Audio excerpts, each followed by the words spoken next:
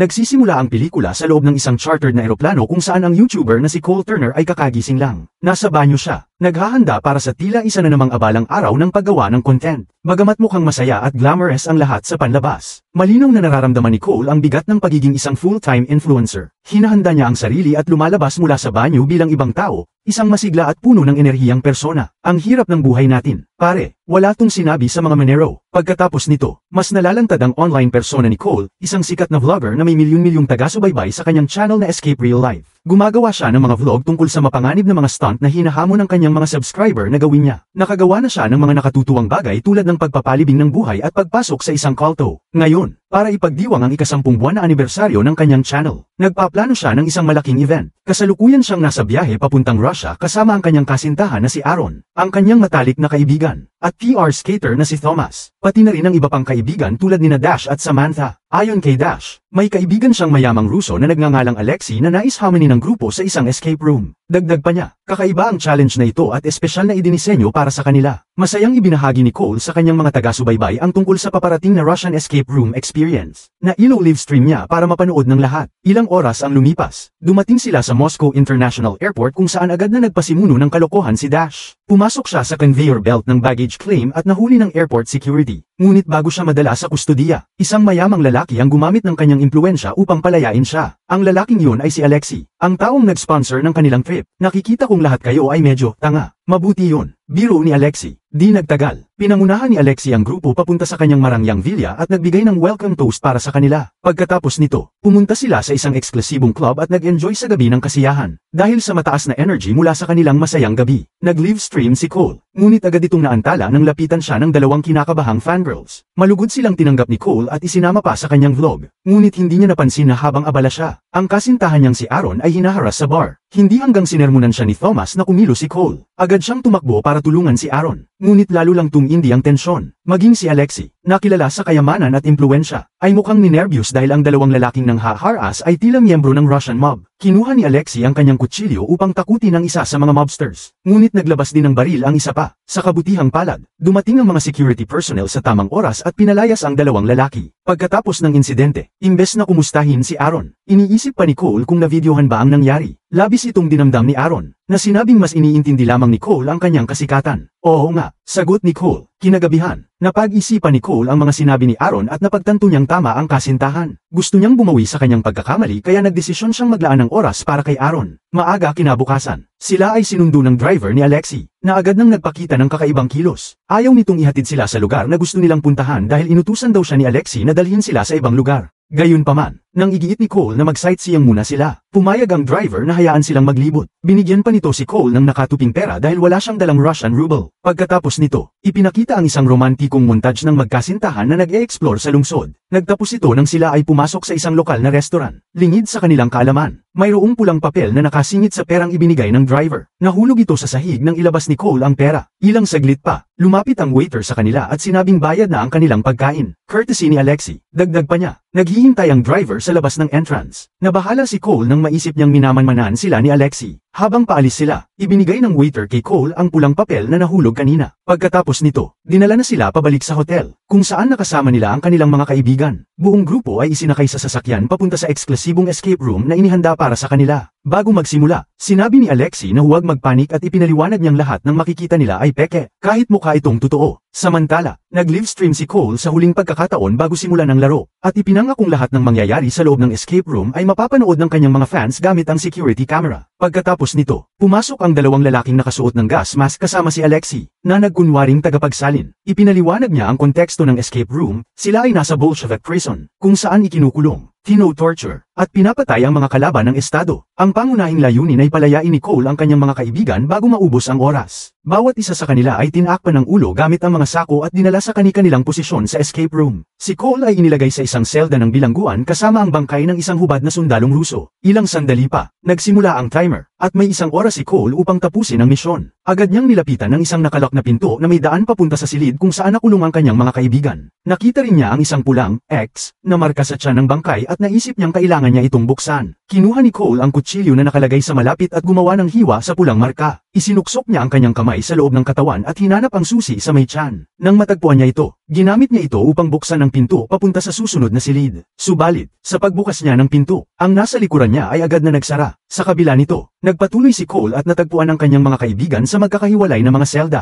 Ang bawat isa sa kanila ay nakakulong sa iba't ibang uri ng torture device. Si Aaron ay nasa loob ng isang tangke na may hawak na susi. Si Samantha ay nakatali sa isang electric chair. Si Thomas ay nasa isang aparato na humihila ng kanyang mga braso't binti. At si Dash ay nasa loob ng isang kabaong na may mga spike. Biglang nagsalita si Alexei sa pamamagitan ng isang speaker. Ipinaalala kay Cole kung gaano na lamang ang natitirang oras. Nilapitan ni Cole ang kanyang mga kaibigan, at sinabi ni Thomas na nararamdaman niyang dahan-dahan nang nahihila ang kanyang mga braso't binti. Si Dash naman ay nagsabing unti-unti nang nagsasara ang pintuan ng kanyang kabaong. Dali-daling sinubukan ni Cole na lutasin ang unang puzzle upang palayain ang kanyang mga kaibigan. Sa simula, kalmado pa ang lahat, ngunit sa tuwing nagkakamali si Cole, mas nagiging seryoso ang sitwasyon. Lumalakas ang paghila sa katawan ni Thomas habang mas bumibilis ang pagsara ng pintuan ng kabaong ni Dash. Dahilan upang magpanik ang lahat. Sa wakas, nalutas ni Cole ang unang puzzle, ngunit lalo lamang nitong pinabilis ang torture devices. Mas nasasaktan na si Thomas, at mas malapit na ang mga spike kay Dash. Agad na nagsimula si Cole sa ikalawang puzzle at, sa kabutihang palad, nalutas ito bago pa tuluyang mapinsala ang kanyang mga kaibigan. Matapos palayain ang dalawa, nagpunta sina Cole at Thomas upang tulungan ang mga babae.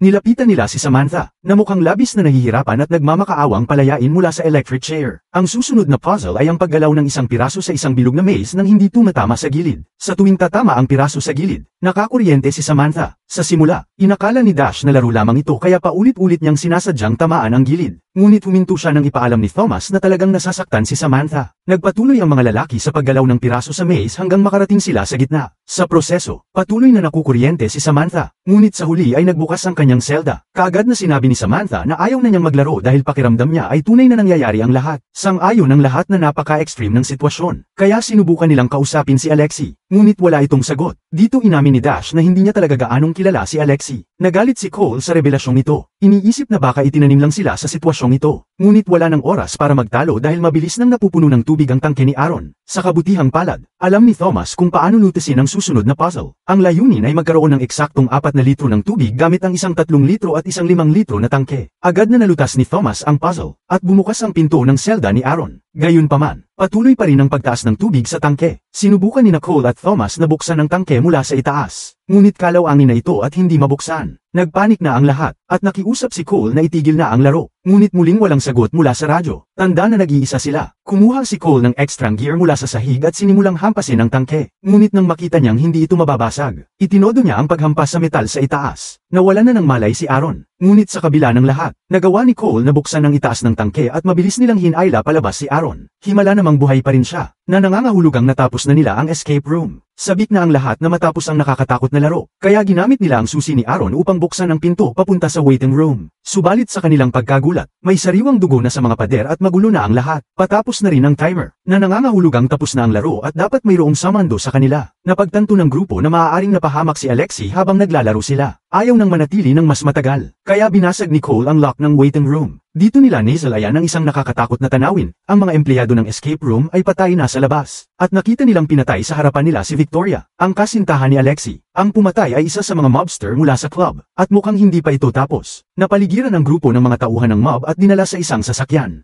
Habang papalabo ang eksena, ipinakita na ang nagmamaneho ng sasakyan ay ang driver ni Alexei. Biglang nagbago ang eksena, at nagising si Cole na nalilito sa loob ng isang torture chamber. Pumasok ang isa pang mobster mula sa club, si Andre, at tinutok ang baril sa kanyang ulo. Napag-alaman na live streaming si Andre sa deep web, kung saan nagbabayad ang mga tao para panuorin ang pagpapahirap sa mga sikat na tao tulad ni Cole at ng kanyang mga kaibigan. Gusto ni Andre na itago ang pinakamaganda para sa huli, kaya itinapon si Cole sa isang selda. Dito niya panandaliang napanood sa isang TV si Aaron na nasa ibang selda. Ilang oras ang lumipas. Muling bumukas ang TV at ipinakita si Samantha sa torture room, kung saan brutal na sinaksak ni Andre ang kanyang leeg. Ang nakakawasak na tanawin ay nag-activate ng fight or flight response ni Cole. Sinimulan niyang hampasin ang kanyang kalawangin na mga kadena sa metal na kama hanggang sa mabasag ito. Bigla niyang naalala ang pulang papel na nakatago sa kanyang bulsa. Agad niya itong kinuha at nakita ang isang code na nakasulat dito. Binarikada niya ang pinto ng selda at umakyat sa ventilasyon. Habang gumagapang siya sa loob, natanong niya si Dash sa torture chamber. Walang magawa si Cole kundi panoorin habang brutal na pinutol ni Andre ang braso ni Dash at sinundan ito ng pagbabarena sa kanyang puso hanggang sa mamatay ito. Sa pagkabigla, napawrong si Cole na nag-alerto sa mga tauhan ng mob sa kanyang presensya. Mabilis siyang gumapang papunta sa isang kwarto at palihim na dumaan sa ilang Russian thugs hanggang sa makarating siya sa isa pang kwarto. Sa loob, nakita niya ang isang pulang pinto na may keypad. Agad niyang tinipa ang code mula sa pulang papel. At sa kanyang gulat, nagbukas ang pinto. Sa loob ng garahe, nakita niya ang driver ni Alex na naghihintay at kaagad siyang tinanong ni Cole tungkol sa lahat ng nangyayari. Sinabi ng driver na wala ng oras at pinilit siyang tumakas kaagad. Binigyan pa siya ng susi ng kotse, ngunit biglang pumasok ang dalawang tauhan ng mob sa garahe. Kaya nagtago si Cole. Nahanap nila ang pulang papel sa sahig. Saka binugbog ang driver bago ito dinala papasok. May pagkakataon na si Cole na tumakas. Ngunit nagdesisyon siyang manatili upang hindi iwan ang kanyang mga kaibigan. Bumalik siya sa loob at pinalaya si Thomas. Saka siya dinala palayo sa mga tauhan. Narating nila ang dulo ng pasilyo kung saan may elevator shaft na maaaring maging daan nila palabas. Sa kasamaang palad, isang Russian thug ang nakahanap sa kanila at agad na tumakbo papunta sa kanila habang may dalang baril. Nagsagupa sila at nahulog ang thug sa shaft, kasama si Thomas. Sa pagkamatay ng kanyang matalik na kaibigan, napasigaw si Cole at umiyak ng husto. Ngunit naalala niyang buhay pa si Aaron, kaya nagtipon siya ng lakas. Pinulot niya ang baril na iniwan ng thug at hinanap ang kanyang kasintahan. Sa kanyang paghanap, natuklasan niyang buhay pa si Alexei at tumutulong kay Andre sa lahat ng ito. Sa eksenang yun, pinatay ni Alexei ang driver gamit ang baril. Sa kabila ng galit, tahimik na sinundan ni Cole ang grupo hanggang sa nadiskubre niyang dinala ng mga tauhan si Aaron sa torture chamber. Walang pag-aalinlangan. Sinira ni Cole ang pinto at pumasok sa kwarto. Nakita niya si Aaron na nakatali sa isang upuan habang tinutukan siya ni Andre ng baril. Binalaan siya ni Andre na papatayin si Aaron kung hindi niya ibababa ang baril. Umiiyak.